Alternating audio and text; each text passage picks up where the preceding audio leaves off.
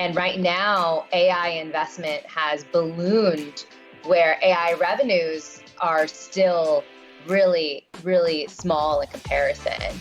So how fast do we see that grow? What strategies? What are the new pricing mechanisms?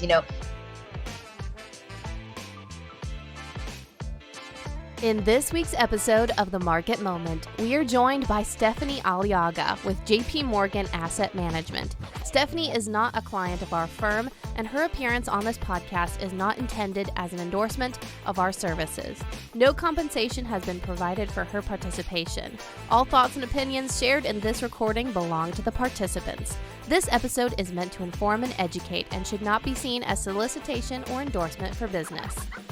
Hello and welcome to The Market Moment. This is Matt, and today I'm with Lee. Good morning. And we have a very special guest on the podcast, a returning guest, someone we had on a little over a year ago, so we're really excited about that. So we're just going to jump into things and let's get started. So today we have Stephanie Aliaga out of New York. She's with JP Morgan. She's a vice president, global market strategist at JP Morgan, and we're super excited to have you, Stephanie. Thanks for having me. So glad to be back. Yeah, absolutely. I was joking with Stephanie before. I feel like she's like one of the stars on LinkedIn. I see her everywhere. So JP Morgan puts out a ton of great content and just insights and what's going on in the market. They're a firm that we use. We use some of their products, their funds, and so a great partner for us. So always love having someone from their team on here. So today we really want to dive into kind of this a couple different things, but really spend most of our time on this AI story, AI theme that's been, driving and kind of controlling the markets for quite some time now, and kind of get your thoughts on, where we're at, what we should expect or could expect moving forward, things to be, aware of, and kind of where you think AI is going to have the biggest impact for people moving forward. So any thoughts or comments from you before we just jump in and get going? No, absolutely. I mean, I think there's a lot in that we can dive into. I think that one of the big concerns and opportunities for investors really is just how this AI wave continues to evolve. It's had such a pronounced impact on portfolios, on markets. We put together the math, and if you go back to the launch of ChatGPT to today, a basket of AI-linked stocks has contributed 75% of all of the market returns in the S&P 500. 80% of all of the earnings growth, and over 90% of all of the capital spending growth. So it's been a huge tailwind for markets. But then I think the question then becomes, does that strength become a source of vulnerability if expectations are beginning to run a little too far, or froth is beginning to pop up in markets? So I think there's a lot for investors to really hone in on when thinking about balancing portfolios for the remainder of this AI wave. Yeah. When you talk about the AI wave, there's a lot of different questions that come out of what you just said. But when you talk about the AI wave or cycle, or, I guess you could use different terms for it. Where do you think we're at in that wave? I'd say there's two different, ecosystems that we're talking about here. One is what we're seeing in the markets and the pricing in of AI demand expectations, particularly around infrastructure, hardware and software. Mm-hmm. And then there is the reality of AI actually being absorbed by the economy, by businesses, by workers. And there we're still in quite early innings, but the growth that we've seen so far is faster than we've seen in the history with any other general purpose technology, which we think AI is. Now, on the former, when it comes to markets, we may have seen an act or two already. I think the demand and the need for hardware, particularly chips, was one of the first real sources of AI enthusiasm and AI monetization. And that's very clear in the revenue numbers for those main AI chip providers. Now we're seeing that begin to broaden out to include other software names. Obviously, we have the model labs themselves that are giving us these models are also showing pretty remarkable acceleration in revenue growth. And I think the question moving forward is, as AI continues to broaden throughout the AI infrastructure value chain, as well as adoption, how do the beneficiaries and the ultimate winners evolve? And I think that will be influenced by the real world absorption of AI, pricing power, end user demand. And that's where I think, we need to have some humility as to how all of this ultimately pairs out. Yeah. One of the things that that I can't really wrap my head around, and maybe somewhat concerning, and maybe I'm just interpreting it wrong, but it feels like there's a lot of just like shared revenue or money being passed around between the same players. And so it's like, hey, we'll make a commitment to you, and that leads to, some future forecasts and projections, and then we'll make and it's just like these 4 or 5 big players that are just making commitments amongst themselves and passing money around. That may be completely inaccurate, but that's what it feels like. Is there any truth to that or anything about that that's concerning to you? I'm so glad you brought this up. I think that's been a big sticking point for markets in recent weeks and months, because we've seen a flurry of these deals that have been made amongst a select handful of AI companies. Now, there's a few characteristics of what we're seeing in this AI circularity that I think are really important. One is what it is inspired by, or like what is really incentivizing this deal making. And many parallels have been made to the last time we've seen these kind of circular issues and infrastructure build outs, particularly telecom, when you had telecom companies financing their ultimate, buyers, and then that was inflating demand that wasn't real, because with the build out of the telecom infrastructure network, demand took years and years and years to really grow and absorb that capacity. So those early deals that were being made created this, inflation that ultimately unraveled once you had that .com crash. Now, what we're seeing today is quite different. It's the deals are not trying to inflate demand, but are really more of a reflection of the scramble to get data center capacity on board in the next 5+ years. Because as these companies, these AI companies, are planning for the future, and they are quickly trying to reorganize their business models, build capacity so that they can service AI demand for where they see that growing to. They know they can deploy capital a lot faster than, realistically we can build infrastructure. So in order to do that, they need to partner up with one another across the AI value chain. So part of what we're seeing is this desire to make long-term plans around this long-term need for capacity. And in doing so, get better pricing for the kind of chips that you're going to need, for the cloud capacity that you're going to need. And because there's only so few companies in this arena, particularly due to the fact that the barriers to entry in AI are so high, given the need for significant investment, there's only a few companies here to really go around and shop around with. Now, we're seeing that broaden out a little bit, but that's part of the reason why you're seeing circularity. It seems a lot more strategic than speculative, but I will say it does add risk to the sense that there's increased interdependency now amongst these AI companies. And if one of them falters for whatever reason, then you could see that begin to impact some of these other companies. Now, one thing that I think is also important, the last one, is just these commitments are not ironclad in nature. Many of them have built-in contingencies, certain milestones that need to be met. So if AI demand doesn't actually grow to the bullish projections that these companies are putting it at, if AI revenue doesn't grow there, then these commitments may not ultimately get executed and come to fruition. So a number of those things could ultimately help in case they turn out to be done poorly. But overall, it's more of a reflection of just the need to get enormous amounts of capacity online soon. Do you think that these AI companies will eventually get absorbed by big tech? I mean, do you think that these AI companies, as we've referred to them, continue to remain kind of in their own orbit? So I guess it depends who we're talking about here. I'd say big tech are big AI companies already.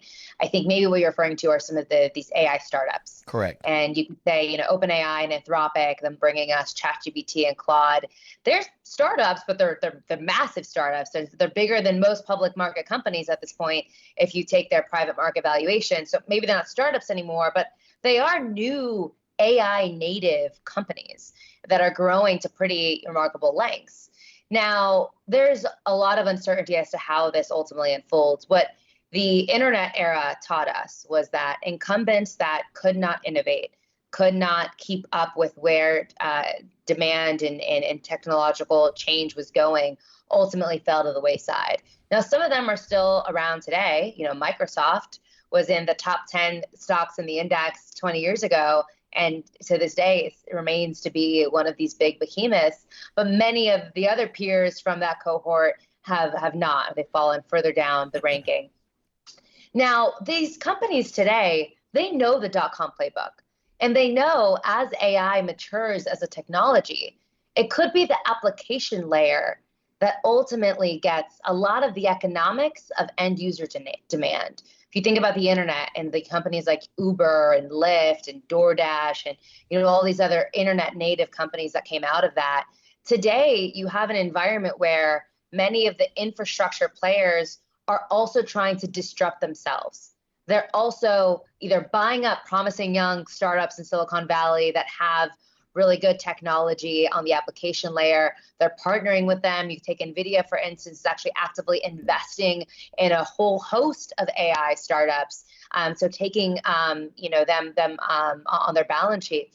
But beyond that, you also just have the fact that these AI startups can be a lot more nimble.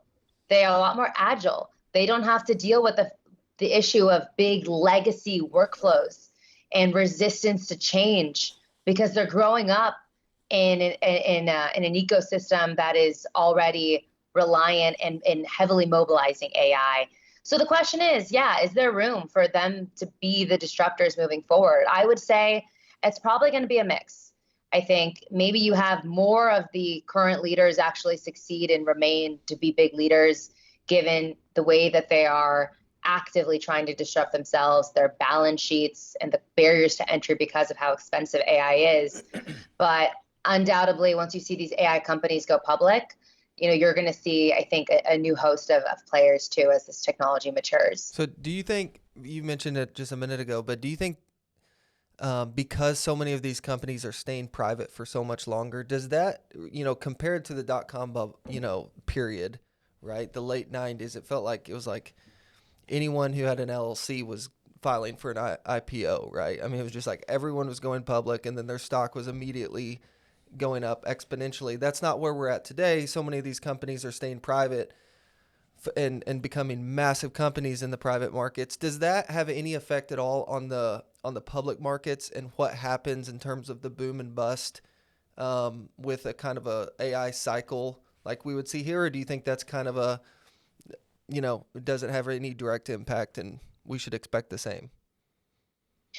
It does. The fact that some of these big AI companies are growing to heights and valuations that are really unprecedented in private markets is a really important characteristic of this AI race. Also, just because we don't have the same visibility into private market earnings and projections and revenues as we do for public market companies. And the valuations that some of these companies are reaching are record. OpenAI reached now a $500 billion valuation. It would put that company within the top 15 of public market stocks in the S&P 500. So there is, I think, this risk that, that we don't have the same kind of visibility. So markets have greater difficulty not only pricing these companies, but pricing what actions these companies are taking, like what impact those actions have on public market companies like Apple, like Google, for instance. So I'd say that's, I think, one potential risk when it comes to just, market efficiency. I think eventually these companies will likely go public, and that will be a huge testament to the AI race and the ability for some of these native companies. But beyond just the model labs, I'd say, to your earlier point, the dot-coms, these scrappy young internet startups, the equivalent of that in the AI race, they're not in small cap public equities. They are in the VC industry. And we've seen this explosion in AI native applications, for instance, applications that focus on AI in marketing, AI with healthcare LLMs, manufacturing, logistics, coding, legal services.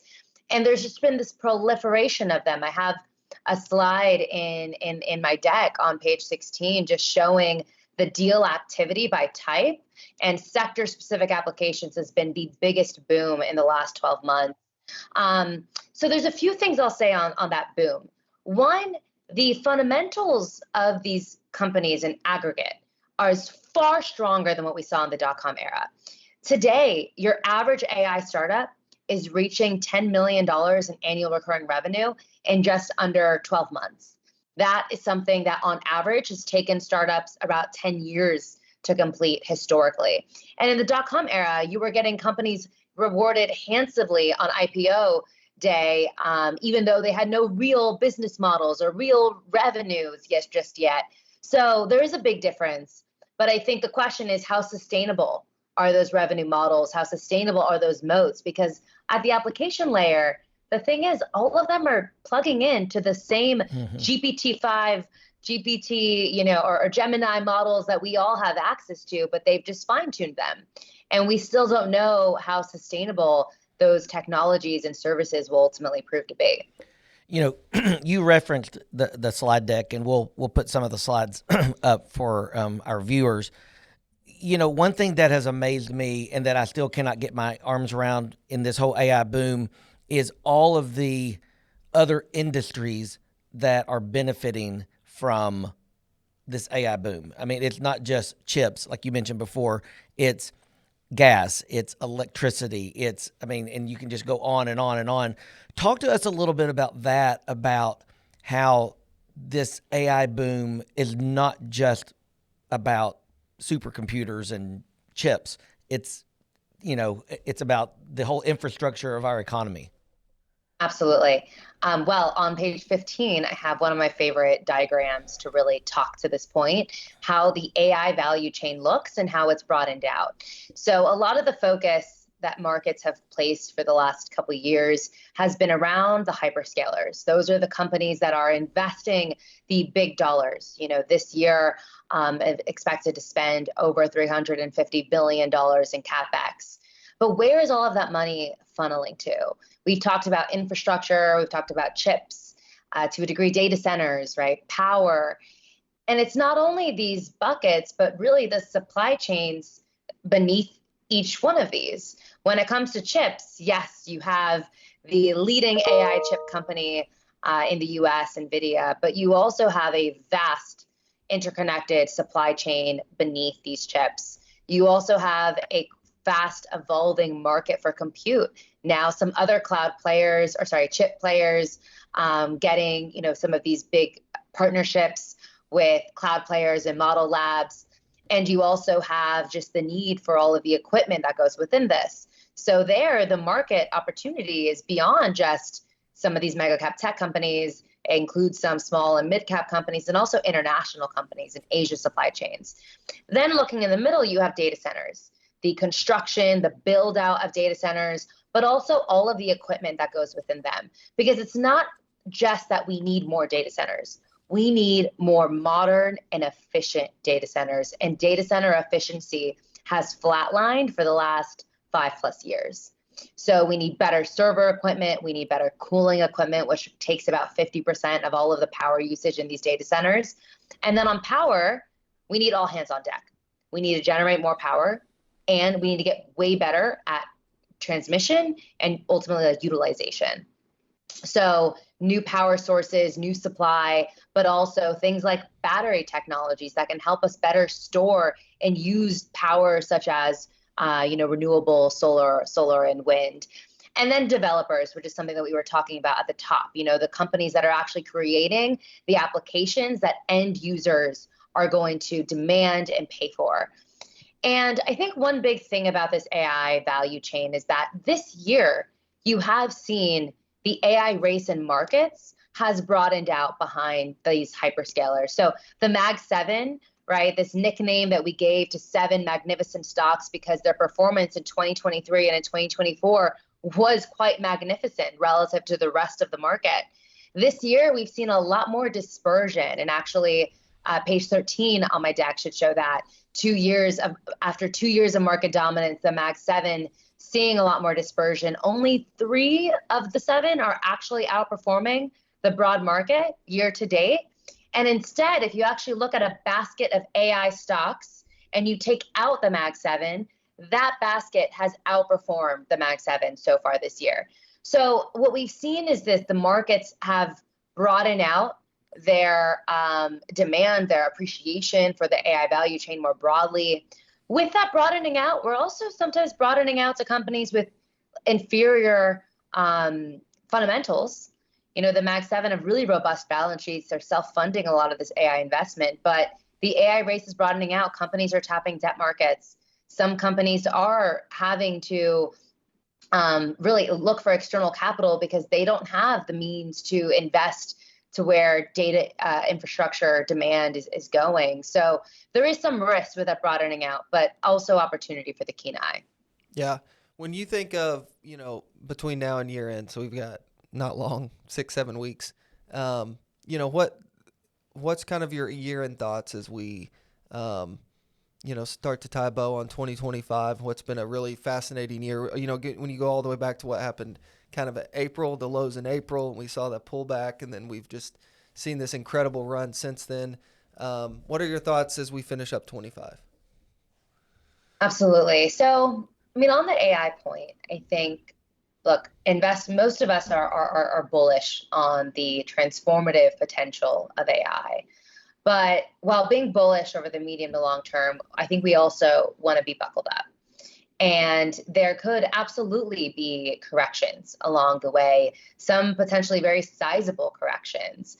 On page 14, I show the concentration in the markets of the top 10. This is an issue I think most investors are familiar with, but the reason why this is still a key risk for investors is that if you have any major bottleneck or slip up from these companies, the better word, you're going to feel that even more in markets that are highly skewed towards just a few of these names. Nvidia earnings, for instance, have become a more important market event for most months than your standard economic data, your jobs report, your Fed meeting.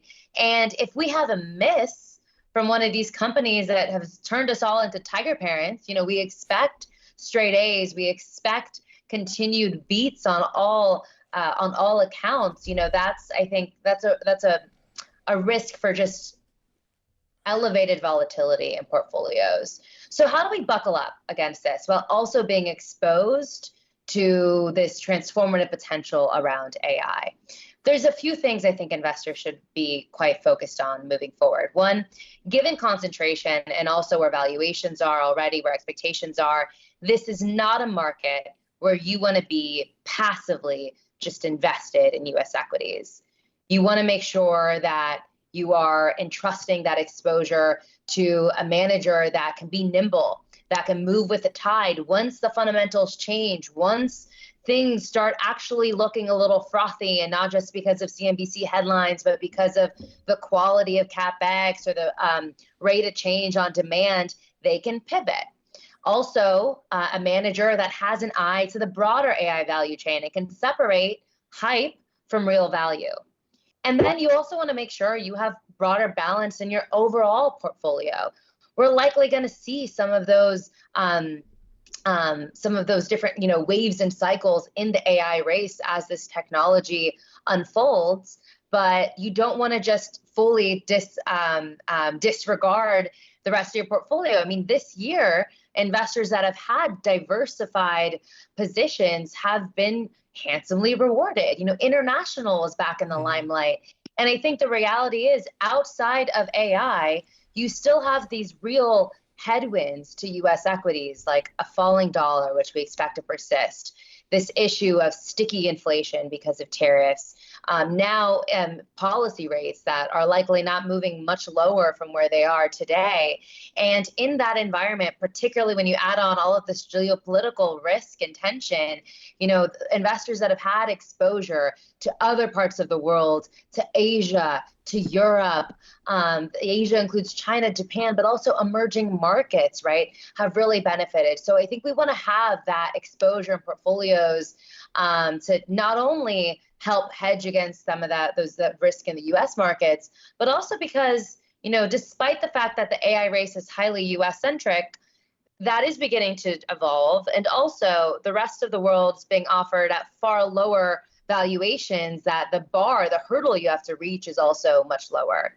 And then finally, I think thinking more holistically about how you diversify beyond, just equities. Fixed income still is a really important place in portfolios, particularly given more elevated yields, that income component, but also alternatives. We were talking about private markets earlier, and if you want exposure to some of that growth from AI, you're not going to be getting it in small cap equities. You're going to be getting it in PC or VC or private equity.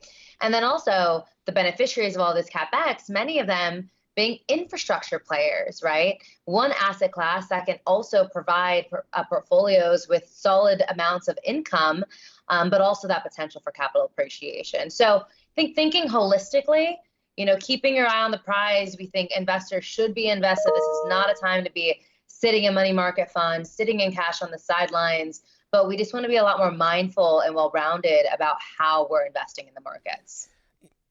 Well, real quick question. This is kind of a different question, but along the same lines of what we've been talking about in terms of booms and busts. Because of how far the average investor has come over the last 25 years and just how much more educated people are today than they were in the late 90s, early 2000s, how do you see people, what kind of impact do you think that has on the next market event when we start to see volatility again? Because I think we've seen it in the last few years when we've seen little kind of blips or, events in the market. Do you think people, because of just the education that they have now that they maybe didn't have that back then, that people are just ready and willing to stay invested and ride it out versus the whole, hey, I'm going to cash out and get out? Yeah, that's a really fascinating point. I think, look, anecdotally, when we have these massive sell-offs, it is time and time again a lot of, human psychology to, get afraid and to try to flee for the exit sign. I think COVID saw that to a degree. And also earlier this year with DeepSeek, and I'm sure if there's another DeepSeek episode, everyone will be calling an AI bubble and be racing for the exit signs. But one thing that, to your point, we have seen with the growth in retail trading has been the significant kind of buy the dip mentality. And I think many investors, to your point, also are taking that long-term perspective, and particularly because over the long term, staying invested and particularly investing in the U.S. has really benefited investors. So I think that's something that we're going to continue to see. And then beyond that, there is just this structural, the amount of companies that you have in the S&P 500 or in public markets has been declining. Mm-hmm. And so, and this has happened alongside just this growth in investment assets.